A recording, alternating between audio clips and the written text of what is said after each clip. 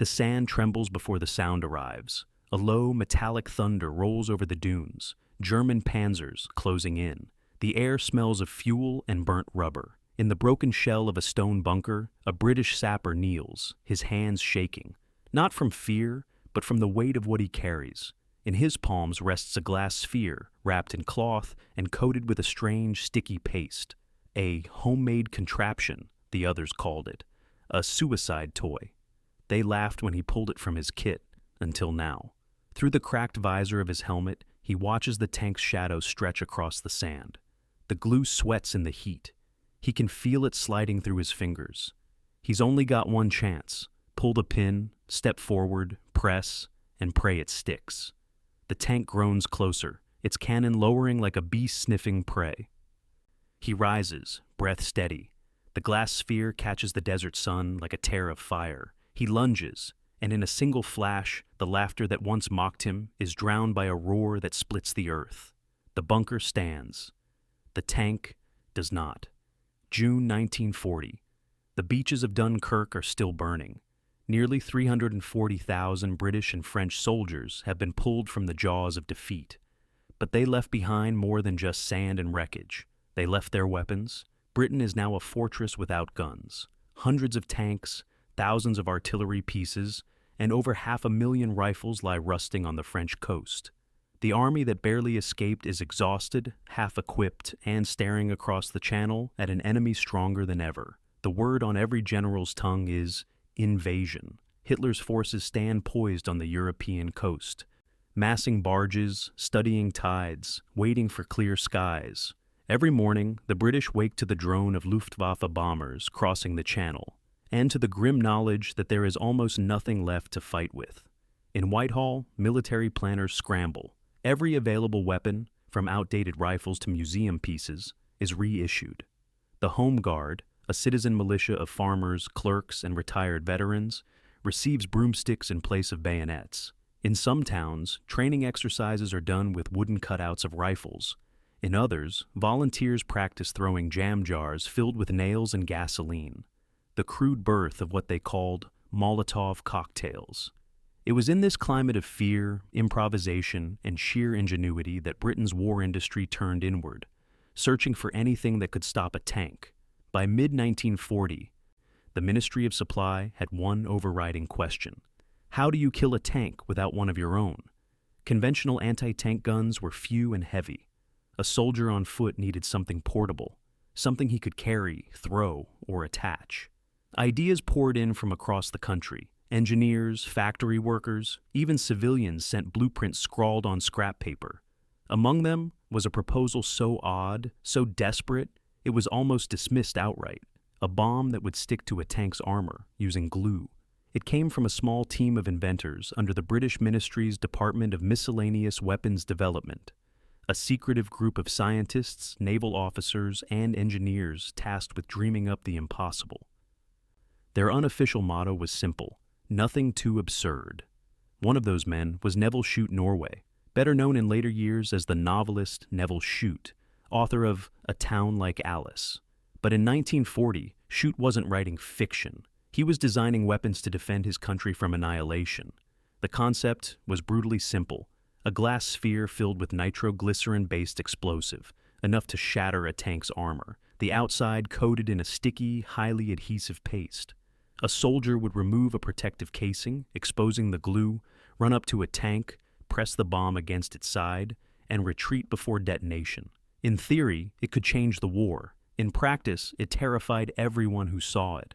The first prototypes leaked glue. Some stuck to the wrong surfaces. The glass casing was fragile. One drop could mean instant death.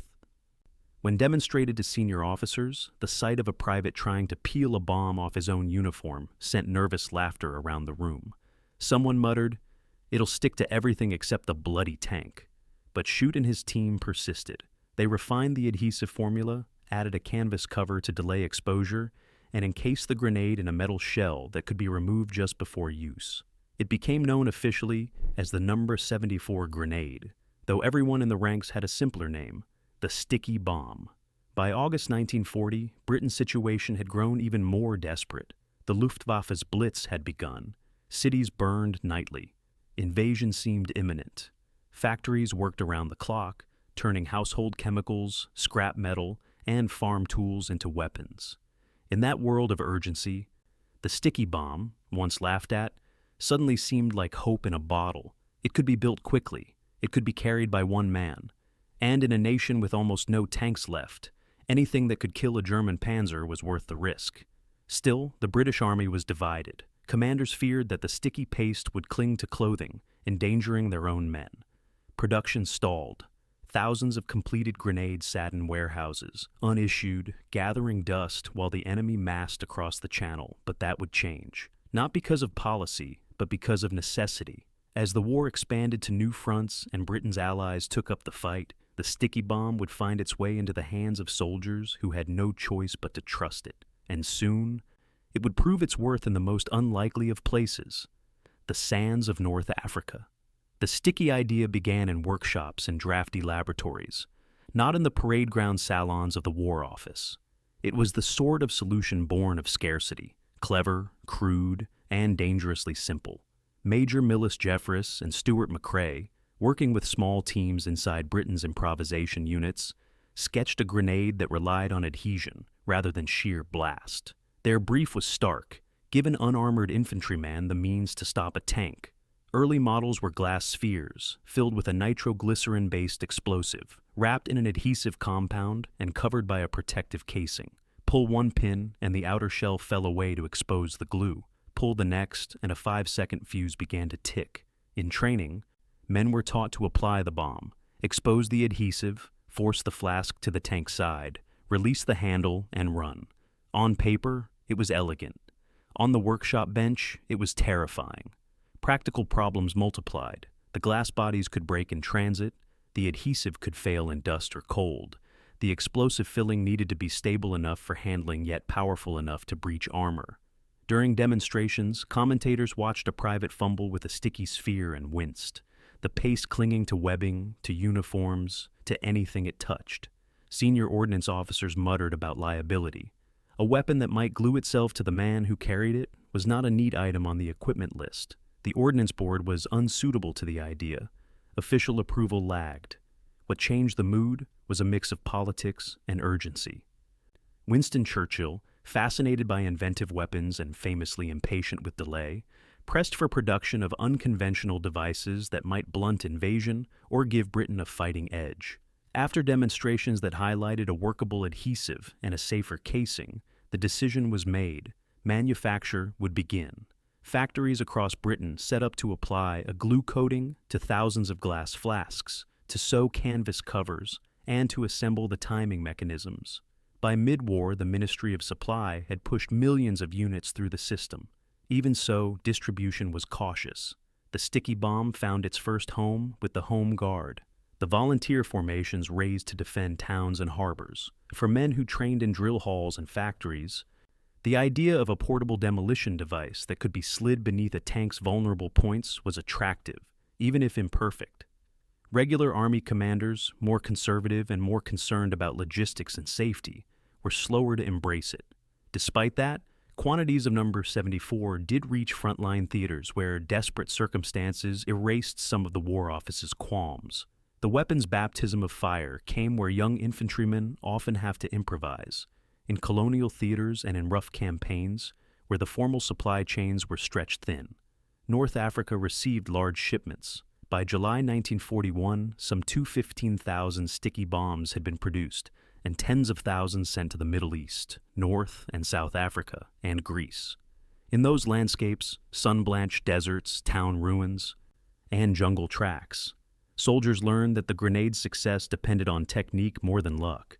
Where a bomber could be placed and then pulled from a sloping track, or pressed in with force against a thin-skinned armored car, it could be effective. Where sand clogged the adhesive or thick glass's plates repelled concussion, it failed.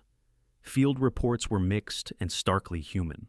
One account noted how the Australians adapted tactics. Rather than throw, they crept close, fixed the device by hand, and withdrew. Another noted that on the Anzio beachhead and in New Guinea, Allied units sometimes used the sticky bomb as a demolition charge against bunkers and fixed positions, rather than strictly as an anti-tank weapon. The grenade's limitations were clear, but so was its value when used with courage and common sense. The sticky bomb remained controversial. After the immediate emergency subsided, more reliable anti-tank options, shaped charges, sticky bombs' successors, and improved PIATs reduced its prominence. Yet, roughly 2.5 million number 74 grenades were produced between 1940 and 1943, and caches were sent to resistance groups and expeditionary forces across the globe. In warehouses and on remote battlefields, the glass spheres waited, jeered at in peacetime, vital in conflict.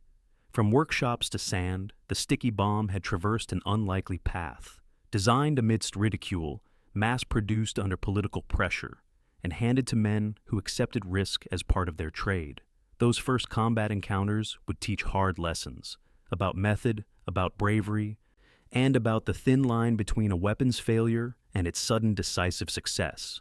Jeffress was a sapper by training. He liked odd problems. He liked fast solutions.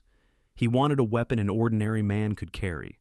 McCrae brought energy and publicity skills. Shute brought engineering sense and an eye for practical detail. They argued, they tested, they laughed at failures, they kept refining. In the trenches, in drill halls, and on parade grounds, the grenade looked ridiculous. Men called it a suicide toy. They joked it would glue itself to the wrong end of a soldier. They mocked the glass flask and the idea that a man should run up to a tank and press a sticky ball to its flank. That ridicule mattered. It slowed adoption. It hardened suspicion in the War Office and among ordnance officers. But the human ledger of war counts lives, not mockery. For soldiers facing armored columns with no reliable anti-tank guns, the choice was between improvised danger and certain defeat. Men who tested the sticky bomb in the field learned to respect its brutal logic. Where it worked, it demanded courage. Where it failed, it taught humility. Those two realities shaped how the weapon would be used and who would be willing to use it. Tactical angle, where a sticky idea became practical. Tactics turned a quirky concept into something usable. Throwing it like a hand grenade rarely worked. The adhesive needed pressure and clean metal. The glass body was fragile. The fuse was short. The weapon only succeeded when technique compensated for design flaws. Field manuals and training emphasized 3 points. Approach under cover, expose the adhesive only at the last moment, and press the device against the target with force before releasing the handle. Troops were instructed to aim for thin points, engine decks, rear doors, or lightly armored sides, and, where possible, to use it as a demolition charge against fixed positions rather than solely as an anti-tank tool. The Home Guard and irregular units sometimes adapted these instructions to local conditions. In North Africa and other rough theaters, tactics evolved fast. Desert fighting demanded speed. Men learned to crawl into ditches, to use silt walls and wreckage for concealment, and to work in pairs. One would fix the charge, the other cover the withdrawal. In close quarters urban fighting, soldiers used the sticky bomb to breach light armored cars or to smash the viewports of bunkers. In short, tactics made the weapon less an eccentricity and more a tool of necessity. Technological angle, how it worked, and why it was fragile. The weapon's design was deceptive in its simplicity. A glass flask held the explosive. A bakelite handle fitted to the neck. Around the glass went a knitted cover coated in an adhesive compound, commonly birdlime or a similar glue. A metal casing protected the sticky exterior until use. A 2-stage action exposed the adhesive, then started a short, timed fuse. The explosion was focused by the contact to bruise and rupture armor where it touched. That focus was the point. The sticky bomb did not rely on sheer blast to defeat thick armor. Instead, it created a concentrated point of destructive force. In theory, a relatively small charge applied firmly to a vulnerable spot could breach a tank's plating. In practice, several technical faults complicated that theory. Glass could shatter in transit or on rough terrain. Glue failed in dusty deserts or froze in cold weather. The protective casing sometimes came away too early. The 5-second fuse offered no margin for hesitation. Manufacturing mitigated some problems. By 1941, Mimke's improvements in production discipline reduced breakages and improved handling.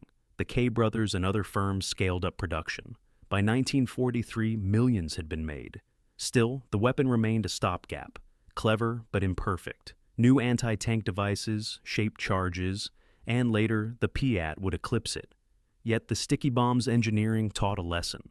Simple materials and focused application can yield surprising power when matched to a clear tactical idea. The human stubbornness, the tactical adaptations, and the crude engineering together explain how a mocked device became a real weapon on multiple fronts. Those three threads meet on the battlefield, where improvisation, not doctrine, decides outcomes. For the German army, early war success bred a certain complacency.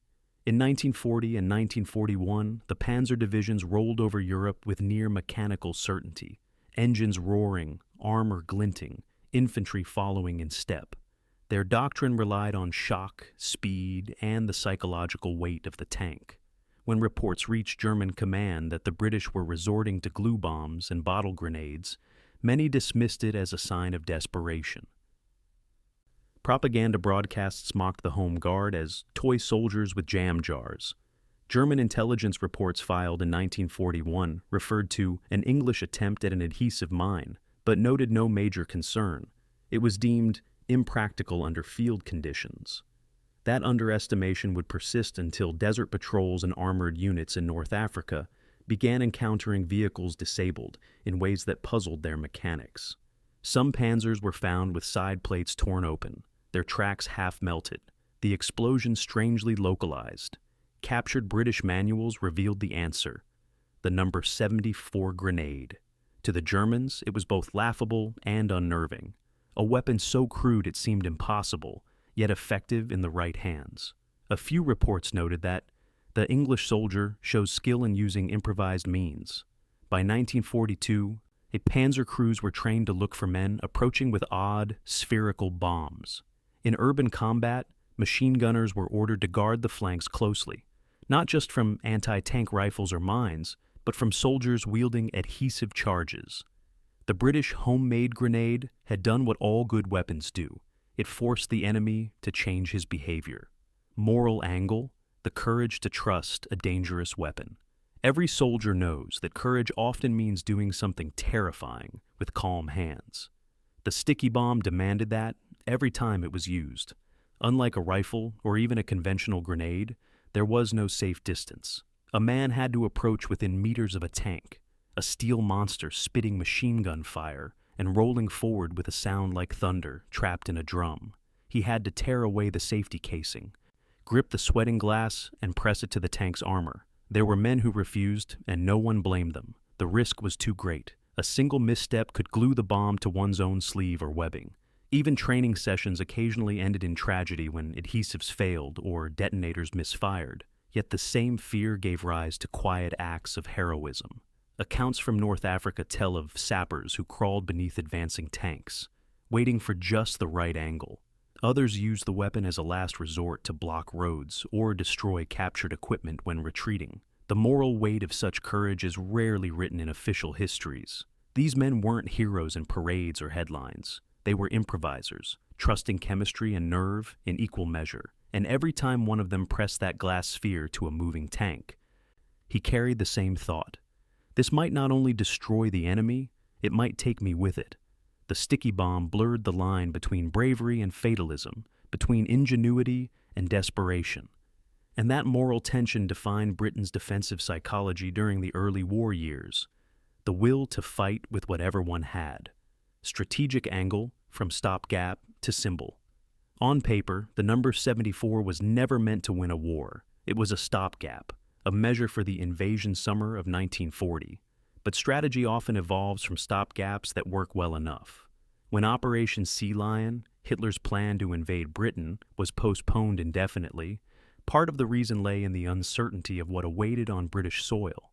German planners noted that the Home Guard had stockpiled tens of thousands of hand grenades and sticky bombs. Even if many were flawed, the idea of facing civilians armed with adhesive explosives added a psychological barrier to invasion. Later, the sticky bomb became a logistical lesson. Its production taught the Ministry of Supply how to organize small-scale assembly for unconventional weapons. This experience directly fed into later developments. such as the IPIAT, projector, infantry's anti-tank, which replaced the sticky bomb as a safer, longer-range alternative by 1943. It also inspired the design philosophy behind the gammon bomb, a flexible explosive charge used extensively on D-Day and beyond. Strategically, the sticky bomb bridged two eras, the improvisation of 1940 and the technical sophistication of 1944. It demonstrated that invention doesn't begin in laboratories alone, but in moments of peril, when the survival of a nation depends on the imagination of ordinary men. By the time Allied forces landed in North Africa, the sticky bomb's purpose had evolved. It was no longer a symbol of desperation. It was a field expedient, a known quantity, something men packed into their kits because sometimes nothing else worked. The desert doesn't forgive mistakes. It doesn't hide them either. In the furnace of North Africa, every flaw in a machine, every weakness in a plan, every hesitation in a man is exposed. By the spring of 1942, the British Eighth Army was learning that lesson the hard way. Rommel's Afrika Korps had pushed deep into Libya, and the fight for Tobruk, that vital port fortress, had turned into a brutal seesaw of offense and defense. Tanks dominated the battlefield. Armor decided who lived and who vanished in a plume of dust, but for the men of the British infantry, anti-tank guns were few, and replacements came slowly across the sea. In the desperate calm before each new German assault, soldiers turned to whatever could stop a panzer, mines, petrol bombs, and those odd, heavy glass spheres that stuck to everything. The number 74 grenade had arrived in North Africa in bulk, packed in crates marked, "Glass, handle with care." Most soldiers had never seen one before. Many laughed. They called it the flypaper bomb. But after the first tank breakthrough at Gazala, no one was laughing anymore. In one desert outpost near El Adam, a platoon of engineers was assigned to reinforce a weak sector. A cluster of low bunkers dug into the rock, overlooking a flat stretch of sand the Germans had used for approach routes. It was here, under a sun that turned helmets into ovens, that the sticky bomb met its first real test. Accounts differ on the exact day, late May or early June, but all agree on the moment. A Panzer III came rumbling toward the outpost, its machine gun stitching dust across the parapet. A sapper, name lost to history, grabbed one of the new grenades from a crate. He'd been trained only once in how to use it. The glass was hot to the touch. The casing rattled. He tore away the outer shell, exposing the thick adhesive that glistened under the sun. He ran forward, bent low, every step a gamble. Machine gun tracers whipped the sand at his feet. He reached the tank's flank, slammed the bomb against its side, and for a moment, it didn't stick. Then it did. He let go, dove behind a mound, and 5 seconds later, the explosion hit like a hammer. The Panzer's side plate folded inward, its treads jumped from the sprocket, and the turret froze. The crew bailed out, smoke pouring from the engine deck. The outpost held. Word spread quickly across the desert camps. For months, soldiers had ridiculed the sticky thing. Now, it had taken out a Panzer, something few infantrymen had ever done with their own hands. The bomb wasn't perfect, but it worked. In the weeks that followed, the sticky bomb became a weapon of improvisation. Australians used it against German half-tracks in Tobruk. New Zealanders employed it to demolish bunkers and gun pits. One British engineer described in his diary how his unit used the grenades to destroy an Italian ammunition truck. The glue worked better than anyone thought. Yet for every success came risk. The heat softened the adhesive, and the fine desert dust often rendered it useless. Sometimes the glass cracked before use. Sometimes it detonated prematurely. The weapon's margin for error remained terrifyingly narrow. Still, something had shifted, not just in tactics, but in psychology. Men who once dismissed the sticky bomb began carrying it voluntarily. They learned to adapt, wrapping the bomb in spare cloth to protect it from sand, or using it as a directional charge rather than a contact weapon. The British engineers documented their findings in short field notes, and a new set of training bulletins followed, to be employed primarily against stationary or slow-moving vehicles, or to breach reinforced positions. That last phrase, reinforced positions, would soon redefine the sticky bomb's destiny. Because the weapon wasn't only capable of killing tanks, it could also destroy bunkers. At Tobruk, at El Alamein, and later in Tunisia, infantry learned that a sticky explosive pressed against concrete was as deadly as one used on steel. And in one dramatic engagement, the very moment that would echo through the years and inspire the legend behind our title, the sticky bomb would prove that fact beyond all doubt. It happened during a night assault near the Libyan frontier. A small squad was pinned down by a German machine gun nest built into a reinforced bunker. Conventional grenades bounced off. Rifle fire was useless. A corporal, an engineer by trade, pulled a sticky bomb from his satchel. He'd been one of those who'd laughed during training. Now he had no other choice. He crawled forward under fire, tore off the metal casing, and pressed the bomb against the bunker's embrasure. The adhesive held. He rolled away, and the explosion shattered the position in a flash of light and dust. The men behind him advanced. The bunker was gone. That single moment, half improvisation, half defiance, would become a quiet piece of soldier lore. A homemade bomb, once mocked, had just taken out a fortress. Across the desert, similar stories began to circulate, each one small, unrecorded in official communiques, but passed through word of mouth, from one platoon to another. The sticky bomb. That absurd contraption born of Britain's desperation had earned its respect the only way anything earns it in war, by working when it mattered most. The laughter was gone. The lessons had begun.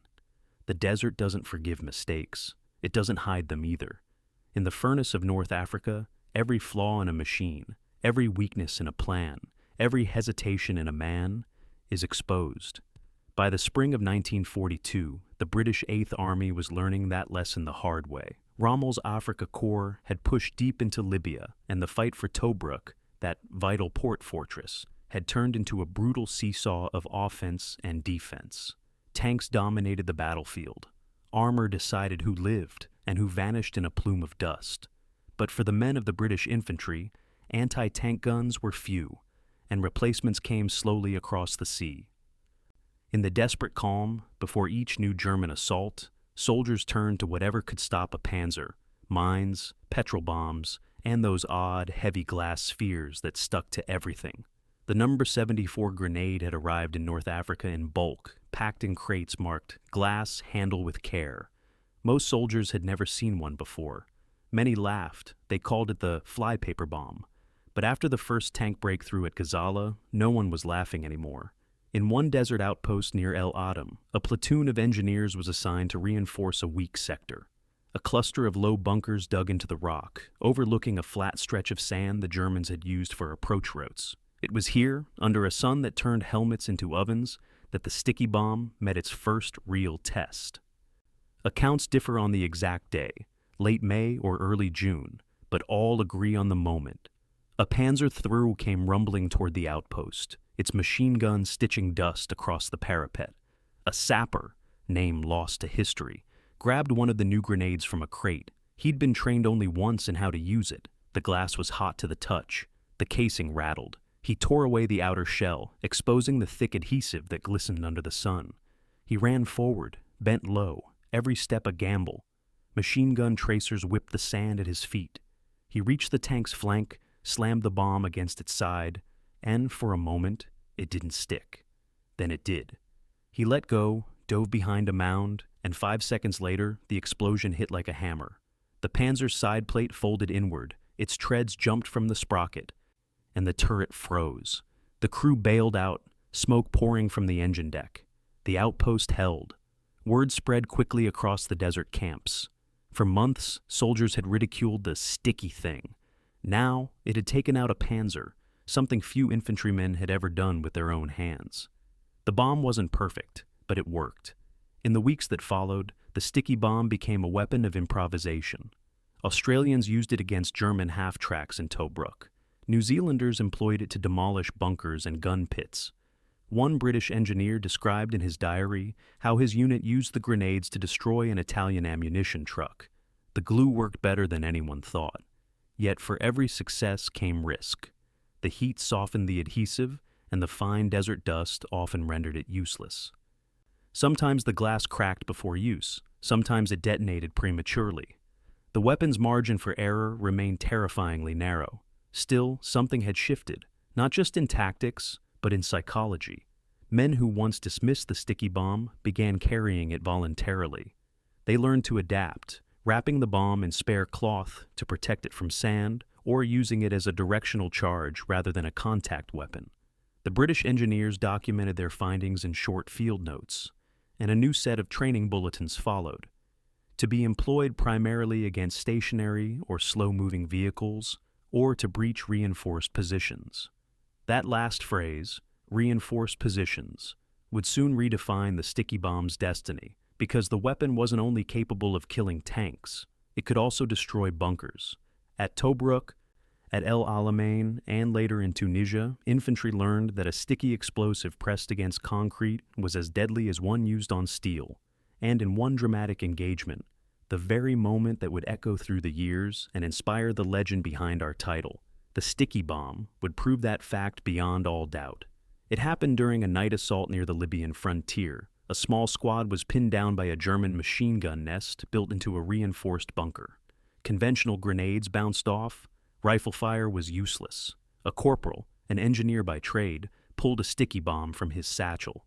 He'd been one of those who'd laughed during training. Now, he had no other choice. He crawled forward under fire, tore off the metal casing, and pressed the bomb against the bunker's embrasure. The adhesive held. He rolled away, and the explosion shattered the position in a flash of light and dust. The men behind him advanced. The bunker was gone. That single moment, half improvisation, half defiance, would become a quiet piece of soldier lore. A homemade bomb, once mocked, had just taken out a fortress. Across the desert, similar stories began to circulate, each one small, unrecorded in official communiques, but passed through word of mouth, from one platoon to another. The sticky bomb, that absurd contraption born of Britain's desperation, had earned its respect the only way anything earns it in war, by working when it mattered most. The laughter was gone. The lessons had begun. By late 1942, the war in North Africa had shifted. El Alamein had checked Rommel's drive west. Operation Torch had brought fresh Allied divisions into the theater. The desert that had once been a testing ground for improvised tricks became a crucible where improvisation met increasing professionalism. The sticky bomb, once a novelty, now carried the weight of battlefield reputation. Tunisia was where that reputation hardened. In cramped coastal sectors and rocky ridgelines, the fighting turned to grinding assaults and sharp counterattacks. Armor still mattered, but so did the small, ugly fights. Night raids on supply dumps, ambushes along narrow tracks, clearing of concrete positions dug into hilltops. Here, the sticky bomb's two-faced nature, crude and precise, found a new set of uses. Men learned to treat it less like a thrown grenade and more like a demolition tool to be applied by hand under cover with a calm born of repeated danger. One patrol, advancing through a ruined village under moonlight, found a German armored car blocking the lane. The vehicle's crew had dismounted and were sheltering behind a low stone wall. Rifle grenades and plaster charges were inconvenient. Taking the car intact mattered. Two soldiers crept forward. One fixed a sticky bomb to the rear door, pressing until the adhesive took hold. They retreated into the alley. The detonation blew the lock and buckled the door. The crew fled. The patrol took the car and its maps. Small victories like that multiplied into practical morale, a reminder that a clever tool, used properly, could change a local fight. Sicily, July 1943, provided a different stage. The island invasion was about movement. Beaches, cliffs, and towns erupting in smoke. Allied engineers and infantry faced fortified positions guarding approaches and roads. In cramped Sicilian villages where panzerettes and coastal batteries found cover behind masonry, the sticky bomb again proved adaptable. Units discovered they could place the grenade against embrasures and ventilation points. The blast would shatter concrete and silence guns that had withstood smaller charges. In narrow streets, it became a demolition device to open doors or collapse a machine gun post, enabling the following wave to advance. The grenade's use in Sicily and Tunisia demonstrated a simple truth. In war, tactical improvisation often substitutes for shortages in materiel. As Allied supply lines improved and purpose-built anti-tank weapons, Piats, bazookas supplied by the Americans, and shaped charges, reached the front, the sticky bomb's centrality faded. Yet during those months, it bridged the gap between what units had and what they needed. It allowed infantry to contest armor and allowed small teams to breach otherwise stubborn defenses. Its successes, however, were paid for in human terms. The mortar rounds that shattered a troop's cover, the machine gun sweep that cut the wrist of a man leaning forward to press glue to metal. These were the real measurements of cost. Field reports and private diaries record both triumph and loss. Platoons that used the sticky bomb to hold a choke point. Squads that lost men while attempting to fix a charge under fire. The grenade's short fuse and fragile glass meant that timing and composure were everything. Hesitation was fatal. Operationally, commanders began to catalog the sticky bomb's utility and its dangers. Field notes advised pairing men, rehearsing approaches, and using the grenade as a shaped charge where possible, rather than as a contact device on moving armor. Where urban rubble gave cover, the weapon shone. On dusty plains, its adhesive could fail. The nuance mattered. As more seasoned leaders reached the front, they integrated these empirical lessons into small unit doctrine. The sticky bomb was a tool in the kit, but only in certain hands and under certain conditions. Stories from the front turned the once mock device into legend. A squadron sergeant who had laughed in training later admitted in a letter home that he'd used a sticky bomb to close a bunker embrasure that had pinned his men for hours. An Australian private wrote how his unit used the grenades to destroy a half-track that had been executing flanking maneuvers for days. These were not grand strategic blows, but they were decisive at the tactical level. They saved flanks, opened lanes, and bought time. Yet, even as men learned to trust the sticky bomb, industry and engineering were overtaking it. By late 1943, improved anti-tank weapons were more available, safer to handle, and more effective at range. The sticky bomb's role diminished in line with this new equipment, but the device had achieved something almost intangible. It had changed expectations. Infantry now carried an instrument born of necessity, and they had seen that a small, focused charge could defeat a larger foe when applied intelligently. That lesson would shape later demolitions and infantry anti-tank doctrine. In the end, the sticky bomb's most profound legacy was not the number of tanks it destroyed. That number was never large enough to appear in grand strategic tables. But the way it altered behavior. It made men brave enough to close with armor when necessary. It forced enemies to be wary of the infantry at their flanks. It taught engineers and commanders that ingenuity could compensate for shortage. As 1943 turned toward 1944, the sticky bomb's boxes were emptied, its glass flasks recycled into other devices, and its place in kit lists diminished. But the stories endured. The laughter that turned to silence, the skeptical officer who watched a bunker collapse, the soldier who pressed a small glass sphere to cold steel and lived to tell the tale. Those small, stubborn moments of invention and bravery would echo long after the crates were gone, and they would become part of a larger reckoning about how nations improvise in extremity. The cost had been measured not only in destroyed armor, but in lessons learned and men changed by the work. By early 1944, the Desert War was over. The Axis in North Africa had surrendered. Sicily and Italy were in Allied hands. The sticky bomb, that strange, awkward weapon of glass and glue, had done its duty, quietly and without fanfare. Its numbers told a curious story. Between 1940 and 1943, approximately 2.5 million number 74 grenades were manufactured across Britain. Factories that had once built bottles and household goods were turned to the war effort, producing glass spheres and adhesives by the ton. By mid-1942, tens of thousands of these bombs had been shipped to the Middle East, Greece, Burma, and to Allied partisans across occupied Europe. Exact statistics on their battlefield use remain impossible to trace. The sticky bomb was rarely listed in official after-action reports. It was too local, too improvised, yet fragments of its record remain in regimental histories. At Tobruk, Australian and British sappers used sticky bombs to destroy at least half a dozen immobilized tanks and knock out several bunkers. In Tunisia, engineers reported favorable results when used against armored cars and concrete gun pits. In Greece and Burma, the bombs served primarily as demolition charges for destroying enemy stores, bridges, or captured vehicles. For every successful strike, there were failures, some tragic, some darkly comic. One training accident in England ended with a soldier glued to his own weapon. Another involved a crate of sticky bombs fusing together in the summer heat. Such mishaps underscored the weapon's limits. It was a tool for desperate moments, not a refined instrument of war. Yet the true impact of the sticky bomb can't be measured in destroyed tanks alone. Its value lay in the psychological shift it created. Before its introduction, infantry had been taught that tanks were almost invulnerable to small arms, that they could only be stopped by artillery or other armor. The sticky bomb changed that belief. For the first time, ordinary soldiers were told, "You can stop a tank with your own hands." That simple shift, from helplessness to agency, reshaped morale across Britain's defensive lines in 1940 and 1941. Home Guard training films showed men crouched beside haystacks, holding sticky bombs against mock tanks made of plywood. They were ridiculous, yes, but the message was serious. Every village, every crossroads could be defended. The sticky bomb became a symbol of defiance, proof that Britain would fight with whatever it had.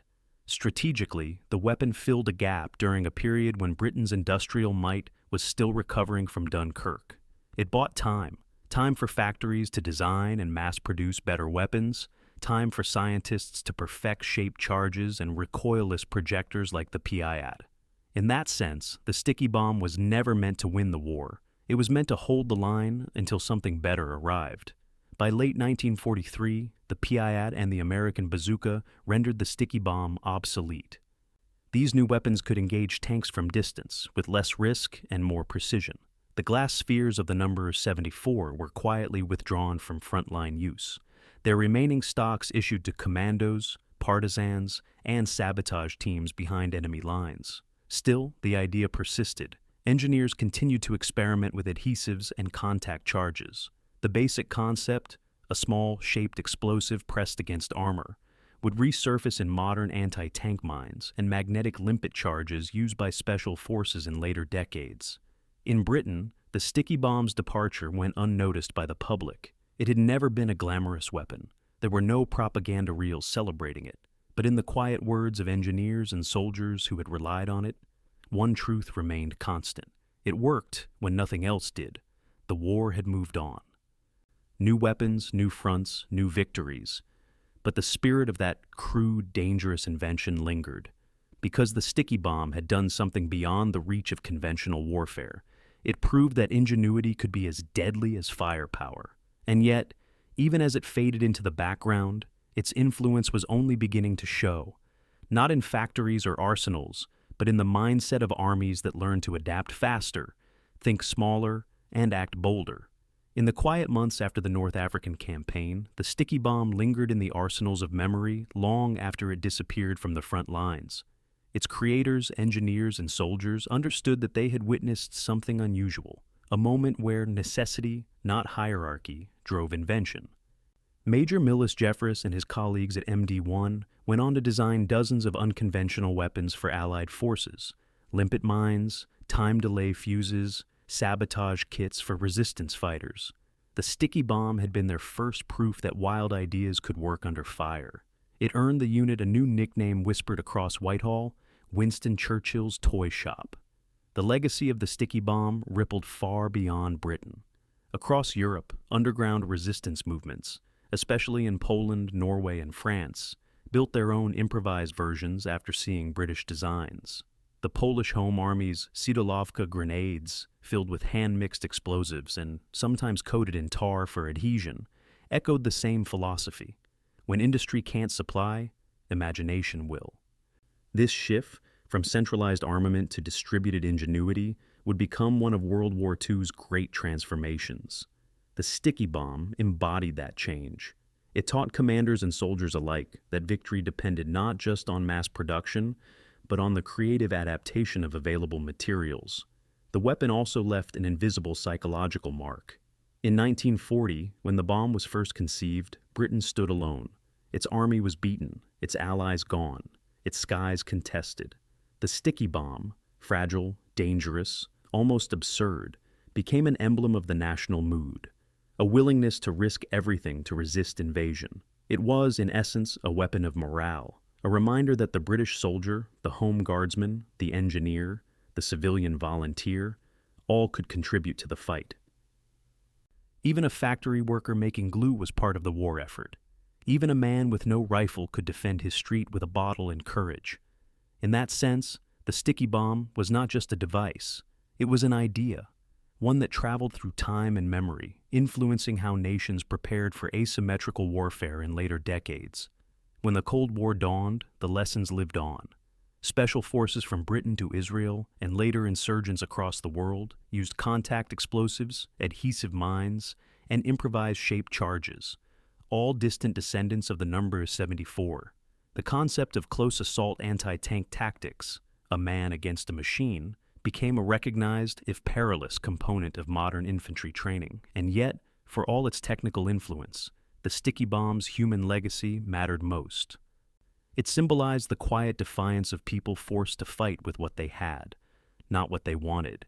It proved that innovation doesn't come from comfort or safety, but from fear, pressure, and an unshakable refusal to surrender. Neville Shute, who had worked on the bomb before turning to literature, later reflected on those years in his memoir Slide Rule. He didn't romanticize it. He called it a devilish thing to trust, but also a thing we were proud to see in use when the nation's back was to the wall. That sentence could have been an epitaph for the weapon itself, because the sticky bomb wasn't about perfection, it was about persistence. It was a triumph of human stubbornness over fear. And though it never shaped the grand battles of the war, it shaped the character of those who fought them. By 1945, when peace finally returned to Europe, the sticky bomb was obsolete, replaced by sleeker, safer tools of destruction. But it left behind a whisper of what had made victory possible: improvisation, courage, and the belief that even flawed tools can save lives if wielded with conviction. In bunkers, in workshops, and in the hearts of those who had once laughed at it, the sticky bomb had proved one enduring truth of war: that sometimes the difference between failure and survival is the courage to pick up what others mock and make it work. The sound of its explosion may have faded from the battlefield, but its echo, the spirit of invention born from desperation, remains etched into the memory of every army that ever had to improvise, and every soldier who ever stood between defeat and survival.